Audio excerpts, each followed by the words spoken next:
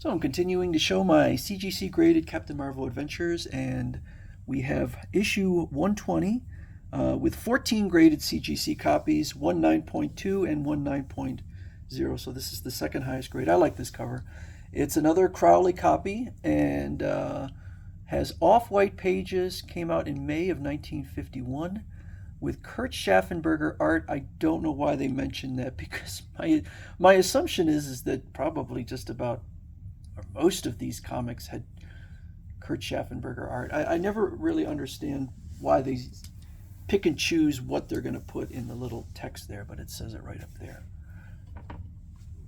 Okay, and next we have a 9.4. This is issue 138, and there are 18 total graded copies, two 9.4, so this is tied for the highest grade. This came out in November 1952 with off-white pages, and it lists that it is a flying saucer issue. Okay.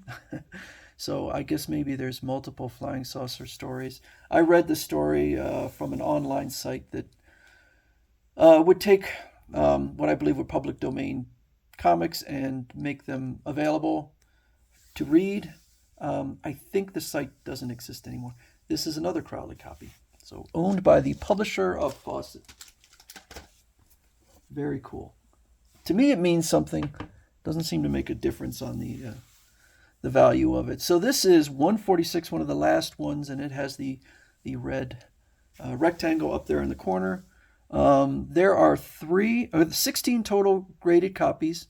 The staples are a little bit off, but there are three 9.0s. So this is tied with two others for the highest grade. This came out in July 1943 with cream to off-white pages, and it is a Crowley copy. I'm not a big fan of this cover. Some of these later issues, their covers were a bit busy, and I don't love them. I'm more of a fan of simple covers. So we'll move on to... So two of these are tied for highest grade, which is pretty cool. I like that. That was what I wanted. I wanted highest grades. I wanted something unique. Not completely unique, but I do have some that are alone as the highest grade. This is issue number 32, published in February 1944, a 9.4. That's a high grade, but there is one 9.8 and one 9.6. So this is, despite being a 9.4, is the third highest grade. It is another with the Chapter 11 of the Monstrous Society of Evil, a Mr. Mind appearance, and Captain Marvel visits Dallas, Texas. I think that whole thing with him visiting cities was kind of a marketing gimmick to increase sales. This is from the Pennsylvania collection, which I don't really know about, but I think the Pennsylvania collection had a lot of very high grades to it. So that is considered a pedigree collection. And if you ever want to know more about it, there are websites online, at least one website, that talks about the various pedigree collections, which don't seem to make a difference on the prices, as far as I can tell. I like it. I care about it, but other people don't seem to. So this is issue 40 from October 1944 with off-white pages, another Monstrous Society of Evil, Chapter 19, Mr. Mind appearance, and Captain Marvel visits Boston, Massachusetts, and this is a Crowley copy.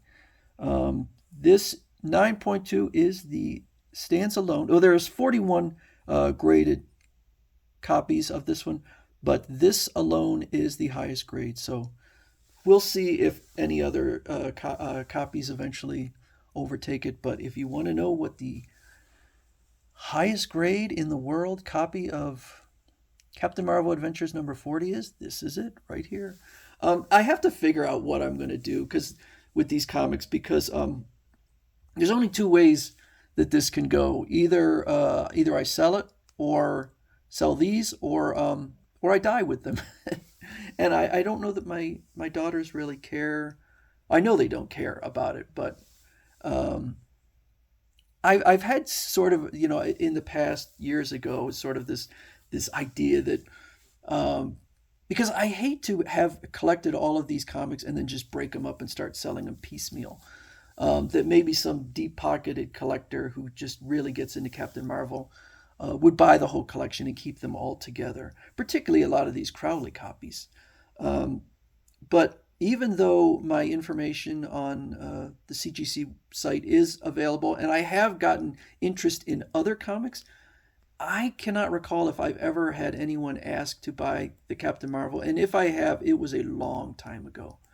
Another idea that I had was that there have been talks of comic book museums and donating this, not donating as in giving up ownership, but um, putting it in, say, a comic museum. It's just an idea that I thought would be interesting.